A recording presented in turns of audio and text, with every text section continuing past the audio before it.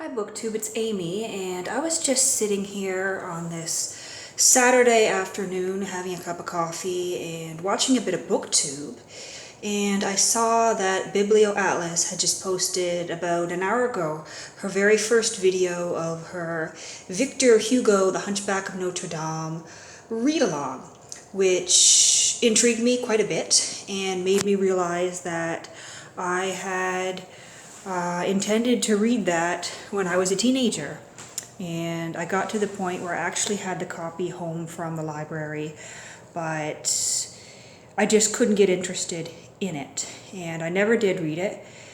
Never took it out from the library again, never purchased my own copy, but it's been in the back of my mind for many years. So since I'm sitting here and not sure entirely what I want to do with the rest of my Saturday, I thought I would wander out to Box Squirrel Books and see if they've got a copy of that, purchase it, and see if I can get into it and hopefully take part in this read-along.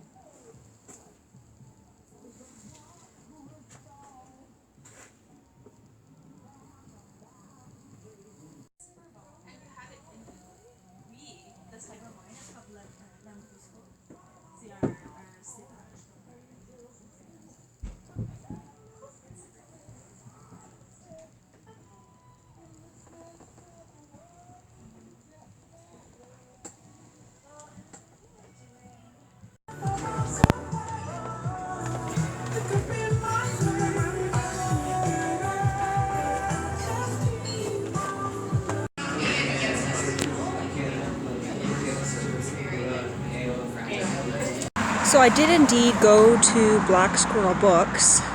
Unfortunately, they didn't have The Hunchback of Notre Dame. I looked through their fiction section, and then I dug through all the stacks in the basement, but I couldn't find a single copy. I was also looking for Jules Verne, 20,000 Leagues Under the Sea, because I was reminded of that book as well today.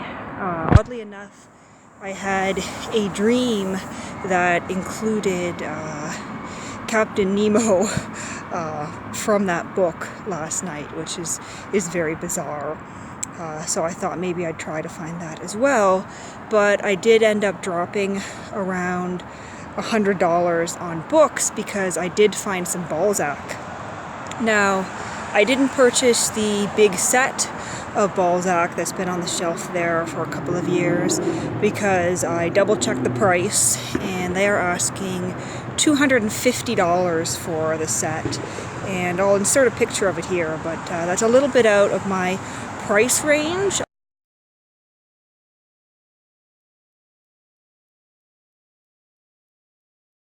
Although, for someone who is a serious collector, that would be worth it, because you can't really find a complete set of Balzac's works translated into English that has been published recently, so you've really got to be looking for those older editions. I did find a volume with some Balzac for $20. There was no price on it, but the cashier was nice enough to call one of their experts to the front, and he said, "How about 20 bucks?" And I said, "Okay, sounds good to me." So I am just sitting along the Rideau Canal here, just up from Black Squirrel Books, and I'm thinking I won't actually try to show you the books I got here because it is a little bit loud, so maybe I'll wait until I get home later tonight. I still intend to find myself a copy of The Hunchback of Notre Dame so that I can join in Biblio-Atlas's readathon, because I would like to read along with her videos. So I think I'm going to head uptown to the Rideau Center to pick myself up a new copy of that book before I head home tonight.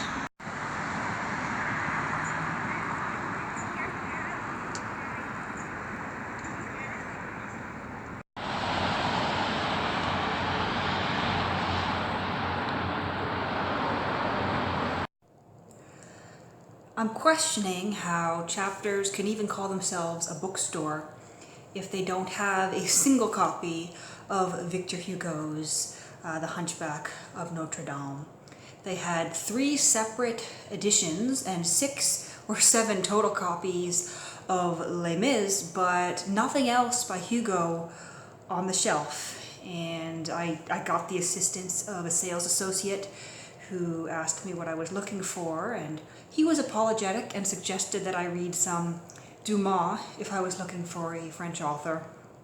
And of course I politely told him that I'd already read all the Dumas that they had on the shelf there. So unfortunately, I did not find the book that I was looking for today. I will continue to look again tomorrow.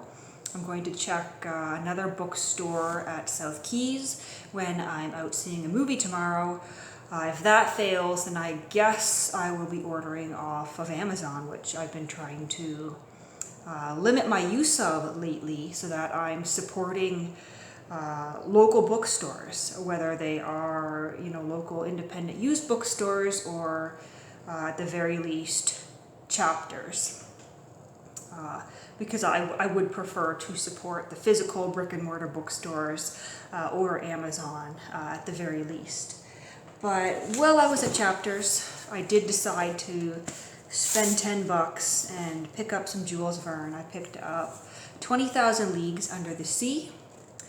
I got kind of an itch to read this morning because you're going to think I'm a little bit silly here, but I had a dream last night that I was Captain Nemo and woke up thinking about 20,000 Leagues Under the Sea. So I picked up just an inexpensive Collins Classic paperback edition here. And I forgot, I had to check to see if this was really the complete text. And it is the complete text, it's not abridged. Because I recall, last time I saw a copy of 20,000 Leagues Under the Sea, it seemed so long and large to me, but in reality it's not a massive text. So I did chime in here a couple of hours ago after I finished up at Black Squirrel Books to let you know that I had come away with quite a haul and that I would be showing those books to you once I got home. So here I am on the couch with my stack here. I did go a little bit crazy. I want to start with what I would call my prized purchase, and that is a kind of battered old hardback here. It's pretty stained. There was actually no price on it, so they priced it on the spot for me and said, how about $20? And I said, okay. This is the Novels of Balzac. I'm assuming it would have been part of a larger collection, of a larger series. But this has Country Doctor, Quest of the Absolute, and other stories. It looks like someone once upon a time had a nameplate type thing in the front. It might have actually been part of a library because it says here donated by, and then it just says Mrs., and the rest is torn out.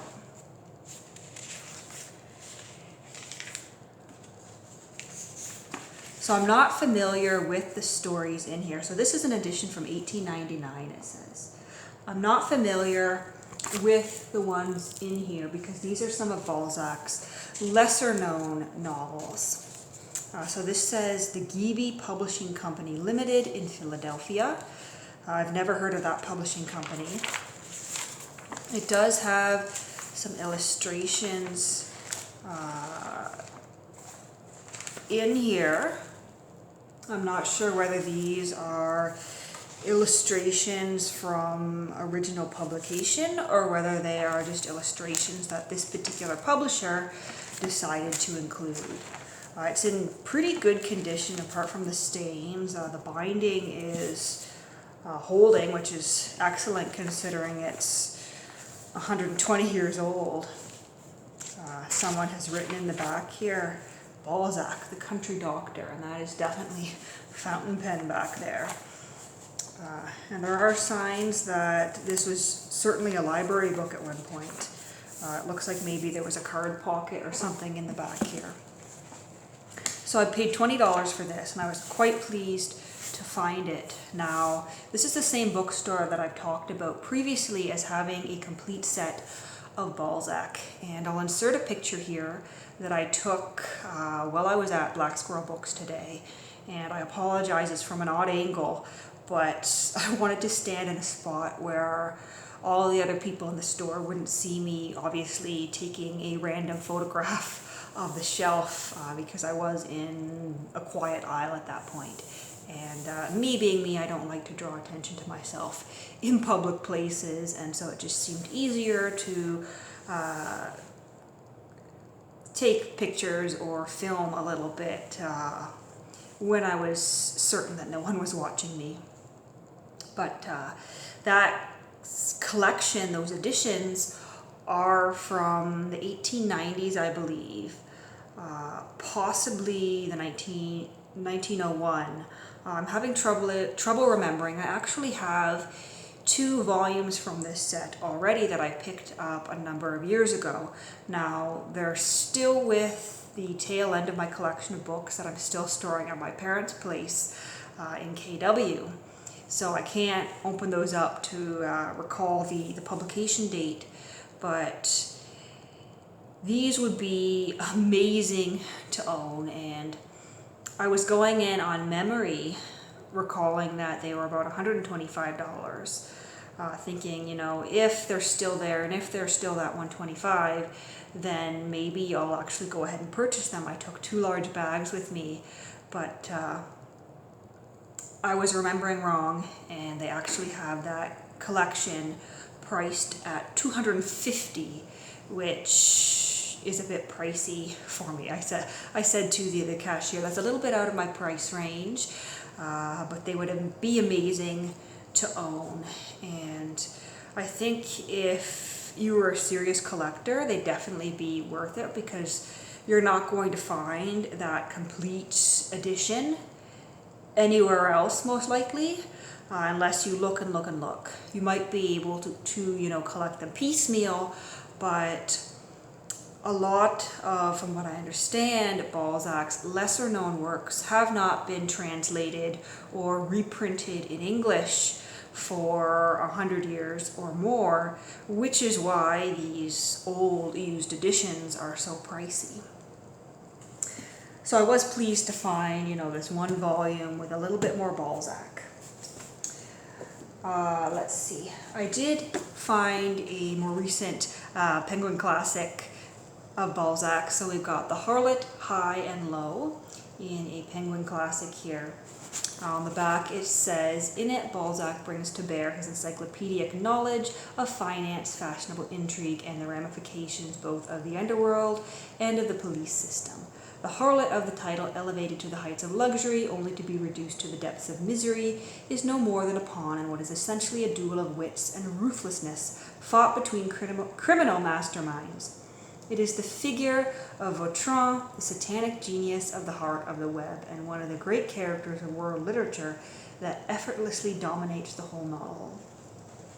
Now, I recall listening to an audiobook lecture on French literature in the past where this is mentioned, and I do believe that this Vautrin may be a recurring character within Balzac's human comedy. Once again, a text I'm not familiar with and one that I'm looking forward to reading. I'm currently listening to Père Goriot, or Father Goriot, on audiobook. I have an Everyman's Library edition of that. But when I'm done that, I'll probably read Lost Illusions, which I already have a paperback copy of, and then we'll see when I get to those new editions.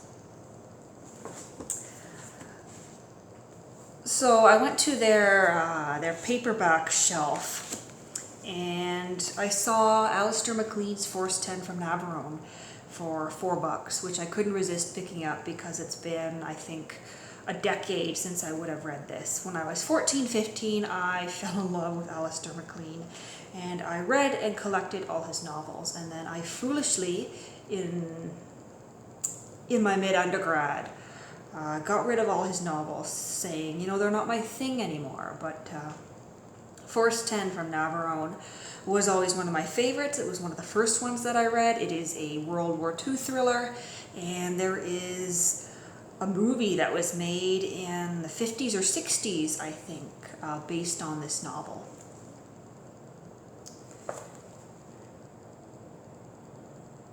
Possibly. No, I think the movie might be based on the Guns of Navarone.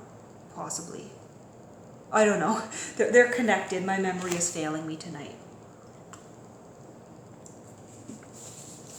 And then I've got here another old hardback that I paid $15 for, and I don't know anything about it really. It's called The Little Minister. The author's name is Barry, and I did look it up briefly in the bookshop just because I was curious. And it appears to have been published, well, copyright 1891, so it was published in the 1890s, and I'm told it's quite humorous. Don't have much more about this to share with you. When I looked it up, you know, there wasn't even much of a plot summary for it. It was one of those books that has been, the only way to get it now is through a digitized copy, you know, where they scan an old copy, and you can get it in an ebook version or in one of those really crappy printings that you can get from Amazon, where the punctuation and everything might not line up properly and the font is weird. But it just appealed to me on the shelf, and so I thought, why not? I'll read it maybe in the next few weeks and return to you in a Friday Reads and tell you whether it was any good or not. And then on a whim, I picked up something I had never heard of. It's by Leopoldo Alas, and it's called La Reginata. And the only thing that caught my eye about it is from 1885. What caught my eye about it is that it's considered in some ways a plagiarism of Flaubert's Madame Bovary. So that appealed to me, only it takes place in a shabby provincial Spanish town, and it's about an intelligent and sensitive woman's unsuccessful and eventually disastrous quest for fulfillment through marriage, adultery, and religion. Now, I enjoyed Madame Bovary, and I enjoyed Effie Briest by Fontaine, which is a similar premise, and so I thought, you know, why not try this one if it's considered similar to Madame Bovary. I'd like to see how this author, Leopoldo Alas, treats the subject, and whether it's better or worse, how it differs from Flaubert's treatment. Then I've also got here something called Two Serious Ladies by Jane Boles. I think it's Boles. So this is, you know, another impulse buy here. And from reading the back and the preface here, the introduction, I discovered that this is the only work by this author. I'll just read the back for you. The only novel by avant-garde literary star Jane Bowles, the highly influential wife of legendary writer Paul Bowles. I don't know who Paul Bowles is, but it says that Two Serious Ladies is a modernist cult classic, mysterious, profound, anarchic, and funny that follows two respectable women as they descend into debauchery. Updated with an introduction by Claire Musset, best-selling author of The Emperor's Children and The Woman Upstairs. So it says it's about Christina Goring, eccentric and adventurous, and Frida Cooperfield, anxious but enterprising. They are two serious ladies who want to live outside of themselves. And it, I think it's set sometime in the 1950s, possibly. It's hard to tell from the back, but the cover appealed to me, and just the fact that it's being called a cult classic, just an impulse buy here.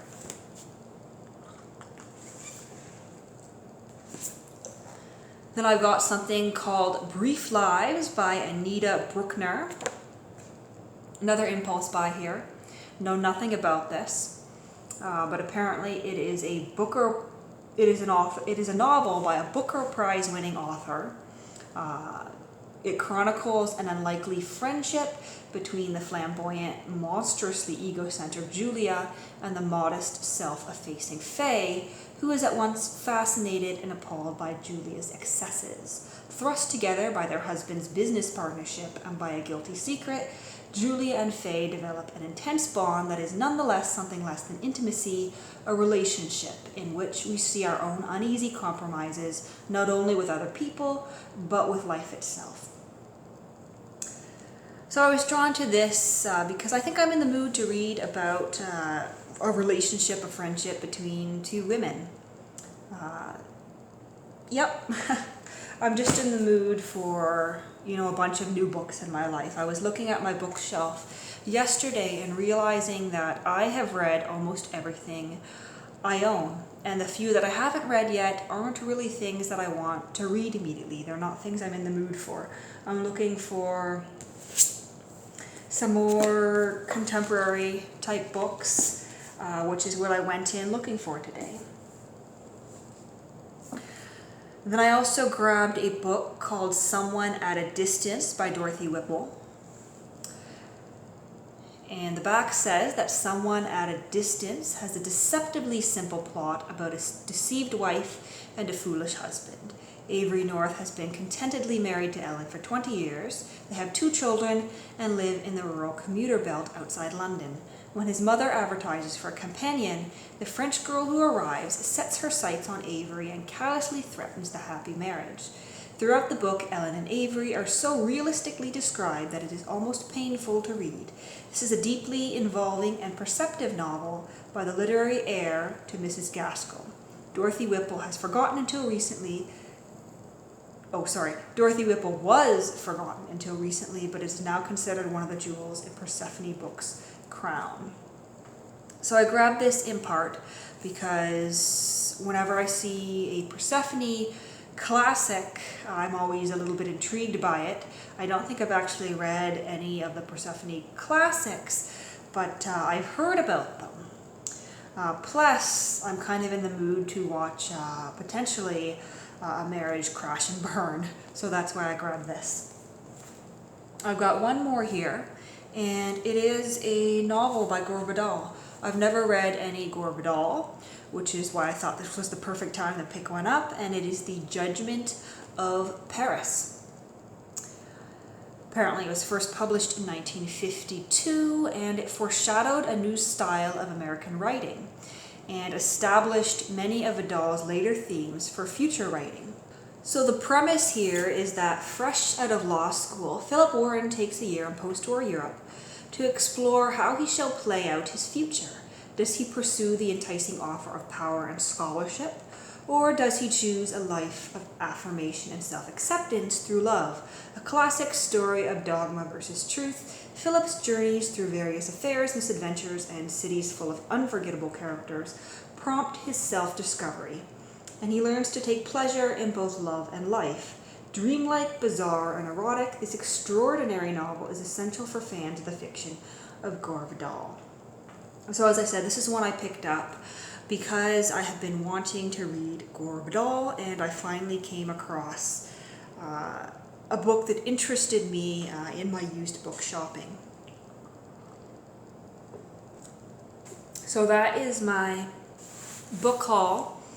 Unfortunately, I didn't find the Hunchback of Notre Dame that I set out to find. As often happens with us book lovers, we go out searching for one thing and come back with a dozen or so others. But I will have another look around tomorrow for that Hunchback of Notre Dame.